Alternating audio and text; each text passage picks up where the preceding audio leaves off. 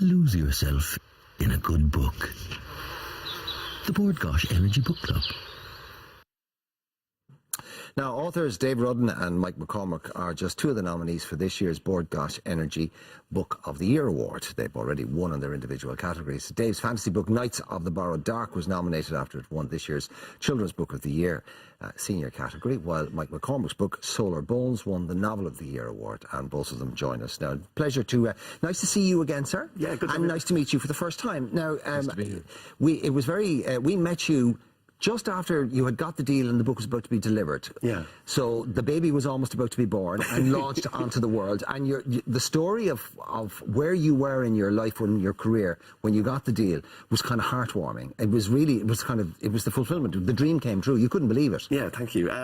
Yeah, and I still can't. Like, I haven't got used to it at all. I'm still just. Is it living up to your expectations? It's kind of better. It's just That's brilliant. I get to go into schools. I get to talk to kids. I get to tell them they can be writers. It's a lot of fun. But I remember you saying to me on the morning, you said that if this is as good as it gets, that's grand. I mean, you were absolutely chuffed to even have just got that. Yeah, like it's just little increments. Like, every day brings us this new bit of like I'm getting to the point now with events where kids will have read the book, so I'll go in and say, so does anyone have any questions about the book? And they're like, we've read the book. And they'll ask me really in-depth questions, and suddenly I have to really think on my feet. So that's, again, all these little new things. So you get the home run, you get the deal, you're going to get to do what you love to do for a living. Then you release it, and of course that's a very nervous moment for any author, because you want the world to think your baby is beautiful. Yeah. And then you get reviews like Scary and Funny, two of my favourite things. Dave Rudden is more than a rising star, he's a shooting star. You've got Owen Colfer and Rick Riordan saying, this is the new guy. So, like, life's got to be pretty good right now. It is good. It is ridiculous, and I'm extremely grateful, and I would like it to continue for a while, please. Tell us about your hero, your protagonist, and give us a little thumbnail of what the story is. Yeah, so basically, you know when you watch a horror film and the main character is being chased and they run upstairs, and you're like, why did you run upstairs? Have you never seen a horror film? This is sort of, Dennis Hardwick has grown up reading books about kids who discover magic, but he's one of those type of kids who he asks a lot of questions. He asks the awkward questions. He's a bit of a skeptic. So when he's asked to join the Knights of the Borrowed Dark, this secretive organisation, he's like, I don't even like sports.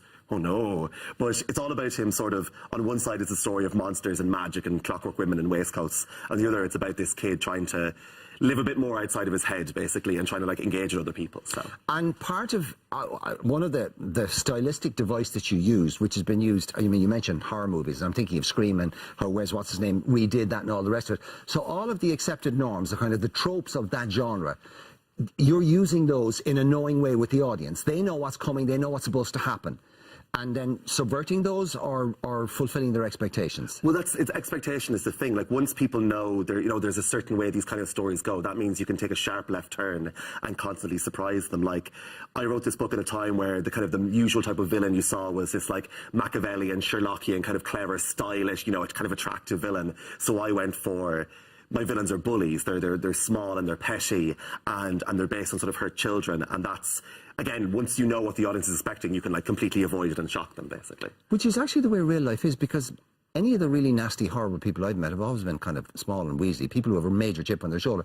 Big guys don't need to throw their weight around because it's obvious. Yeah. So anyway, this is part of a trilogy. It is indeed. Okay, has it been optioned? It has been optioned. We have a writer. We're currently pitching to directors, so hopefully there'll be some news in the new year. It just gets better, doesn't it? Apparently I get to be in it. I get to die horribly in it. So that's going to be a lot of fun. Well, listen, it was lovely, and lovely to see you fulfil the dream and for it to get even better. And thank you. we wait how chapters 2, 3 and 4 go. Mr. McCormack, first time I've met you. I've been reading the reviews of your book, and it's one of those ones, and I'll tell you what caught my attention first of all. The title of the book, Solar Bones, I think that is a brilliant title and would make a great name for a band. But I'm fascinated to know what it actually means. Solar Bones. The novel itself is partially a hymn to small town village life in the west of Ireland, and it's one of the things that it recounts is that are the rites and the rhythms and the rituals of a small town, where people go at a certain time, the cars that pass the road, the weekly recurrences and that, and those are the solar bones which draw and keep a community together. You mean like the emotional and physical and structures of our everyday life? Structures of our everyday life, and anticipatory nature of them, that you know at a certain time. For instance, in rural Ireland, it would be a well-known thing that around 5 o'clock rural Ireland will come to a standstill because people are listening to the death notices and that. So this would be a moment of pause and reflection on that. And Now, the micro is very often the macro and the universal. And human experience is, okay, we live in different parts of the world, in different climates, we have different cultural traditions. But human beings don't change that much, no matter what part of the world they're in. They have the same concerns, they have the same worries, they have the same SH1T in their lives. And, in this country, and if you're writing about small town life in this country over the last decade or so, then what happened is part and parcel of it. Now, you're an engineer, and you're kind of, in some senses, at the cold face of that, or your character was. My character is an engineer, and he's at the cold face of that kind of thing. And this is one of the things that I think one of the things that drew me to this character, to Marcus Conway, is that he has this complete involvement with the world. He's a man in his early 50s, and he has a family, and he has work, and he has politics. He has a brush with religion, and he even has a daughter who is an artist whose work confounds him in that. So. I love the description of what her first exhibition consists of. Yeah, her first exhibition consists of her previous form has been oil and canvas, and he goes to this exhibition anticipating more of the same. But when he arrives there, it takes him a while to understand what he's looking at. And what he's looking at is her blood all over the walls of the gallery, and it is her blood used as an ink to transcribe court reports of trials and court reports from the local newspapers and that. And it's supposed to be, it precipitates a kind of a panic attack in Marcus, and it draws on another crisis in the book on that. And so it is kind of a pivotal moment in the book, and his shock at seeing his beloved daughter's blood on the wall. He reacts very, very viscerally to it. He asks a great question. He says, when did we not become shocked? When did we cease to become shocked by blood on a wall? Mind you, she's a true artist. Is that not the reaction she wants? She is, but I don't think she anticipated. She's daddy's girl in some way, and I don't think she anticipated frightening the Jesus out of him to the degree that she did. I quoted one of Dave's reviews. The last line of one of the reviews of this book is, "This is a book about Mayo, Ireland, Europe, the world, and the solar system." Yeah, I think the book, I have to say I like that line myself. It's a book that I think has bridges and span is a recurring motif in the book, and the book spans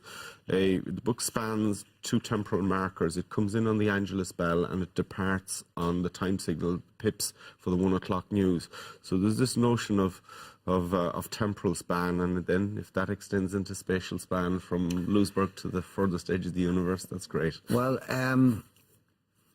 another one of your reviewers describes you as a disgracefully neglected writer. I have a suspicion that's about to change very quickly.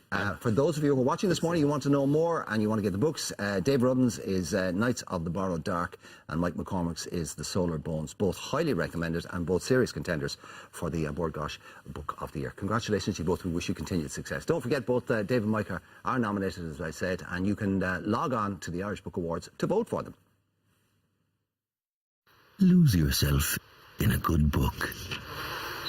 The Bord Gáis Energy Book Club.